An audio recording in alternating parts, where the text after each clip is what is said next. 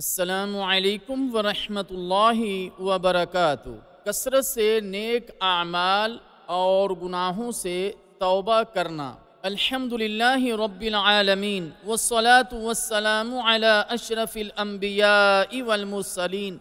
سیدنا محمد وعلی آلہ وصحبہ اجمعین۔ ذی الحجہ کا پہلا عشرہ یعنی اس کے ابتدائی 10 دن سال کے سارے دنوں میں سب سے زیادہ برکت والے دن ہیں۔ ان کا مقام و مرتبہ بہت بلند ہے۔ ان میں نیکیاں کمانے کے متعدد مواقع ہیں، لہٰذا مسلمان شخص کو چاہیے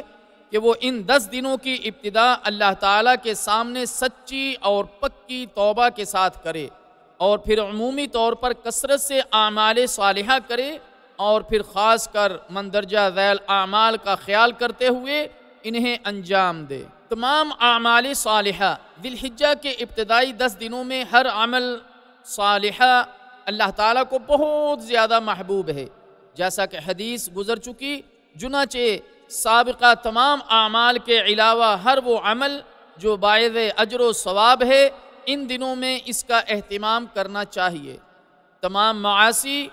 یعنی گناہ سے توبہ کرنا اور انہیں چھوڑنے کا عہد کرنا، تاکہ اعمال صالحہ پر اللہ تعالیٰ کی رحمت اور مغفرت کا نزول ہو۔ کثرت سے اعمال صالحہ کرنا، فرض نمازوں کی پابندی اور سنن و نوافل کا اہتمام کرنا، دعا، توبہ، استغفار، تلاوت قرآن کریم، نبی کریم صلی اللہ علیہ وسلم پر صلاۃ والسلام، تحصیل علم، دعوت الی اللہ، امر بالمعروف اور نہی عن المنکر، انفاق فی سبیل اللہ،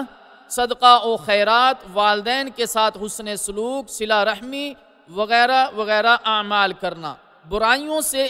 اجتناب۔ ذی الحجہ کے ابتدائی 10 دنوں میں جس طرح ہر نیکی کا ثواب بڑھ جاتا ہے، ایسے ہی گناہوں کا ارتکاب بھی سنگین اور شدید رخ اختیار کر لیتا ہے، اس لیے کہ یہ شریعت کا ایک عام قاعدہ ہے کہ فضیلت والے اوقات یا مقامات میں جس طرح نیکیوں کو عظمت حاصل ہو جاتی ہے، ایسے ہی گناہوں کا ارتکاب بھی خطرناک ہو جاتا ہے۔ لہٰذا ایک مسلمان کو ایسے تمام گناہوں اور نافرمانیوں سے بچنا چاہیے جو اللہ تعالیٰ کے غضب یا لعنت کا باعث ہو، مثلا سود خوری، رشوت خوری، زناکاری، چوری، ناحق کسی کا قتل، یتیموں کا مال کھانا، کسی کی جان اور مال یا عزت و آبرو پر کسی قسم کا ظلم کرنا، معاملات میں فریب اور دھوکہ دہی کا ارتکاب، امانتوں میں خیانت، والدین کی نافرمانی، رشتے توڑنا، بغض و کینہ رکھنا، اللہ کے حق کے بغیر تعلقات توڑنا اور بات چیت بند رکھنا،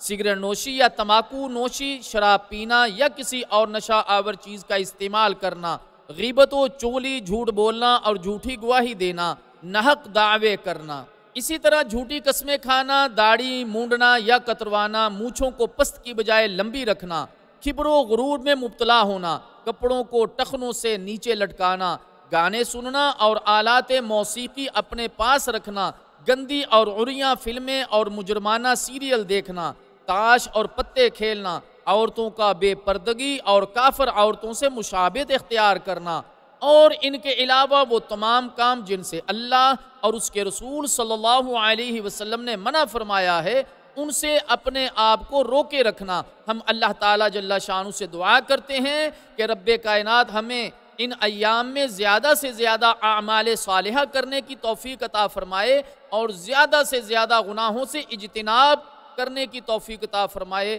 جزاکم اللہ خیر، وصلی اللہ وسلم علی نبینا محمد۔